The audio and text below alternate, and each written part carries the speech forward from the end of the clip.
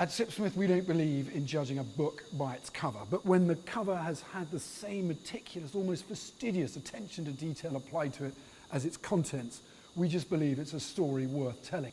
And this is a story about a gin that's made the way it used to be and the way it should be, and something that we religiously stick to all the way through in our methodology here at Sipsmith. At the very top of this here, we have the wax dipping, originally used as a tamper-proof methodology to make sure that no compromise had taken place on the liquid within it. Still the case today. Come down the bottle, and here, shining out in the middle, is this real copper leaf to celebrate the benefits that copper distillation brings to gin. We have copper on all of our pot stills here. It extracts the sulfurs and the fatty acids out, making a much more characterful and frankly smoother spirit. And so copper is a real shining benefit and beacon on our label here. Let's turn to the illustration, and we have here, of course, the principal icon on our label, the swan.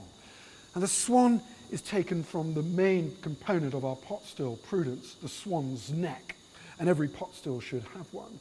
The steep right angle turn of the swan's neck itself is there to give the spirit a more challenging journey as it heads to the condenser.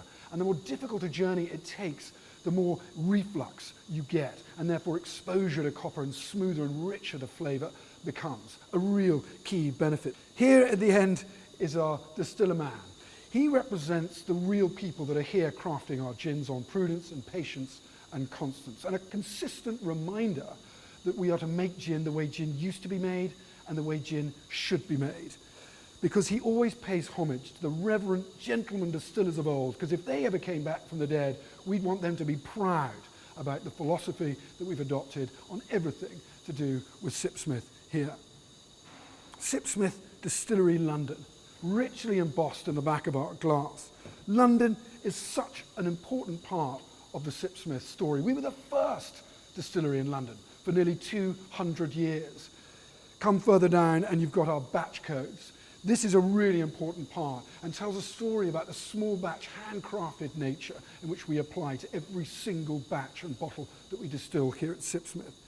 For those really curious, you can actually go to our website, put in the batch number, and you'll hear a story about the day that happened in the news. It tells you the date of the distillation, and again, it just brings a sense of humanness to the actual story. But I dare say amongst those, you'll know that Sipsmith is a journey of discovery. Turn the bottle upside down, and the story doesn't end there. Cygnus inter anates is a really great Latin expression that we feel best cheekily tells the story of Sipsmith, because we are swan among ducks.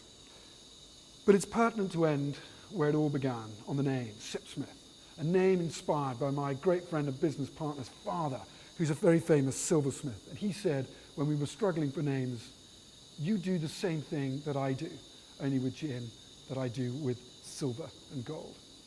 And I will take that, and using my specialized tools and my artisan skills, I will raise it into something intrinsically more valuable than it was in its original state. And that makes me a smith.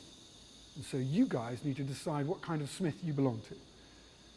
And sipping was a concept we thought that conjured up great connotations of quality, of lingering, of treasuring, sophistication.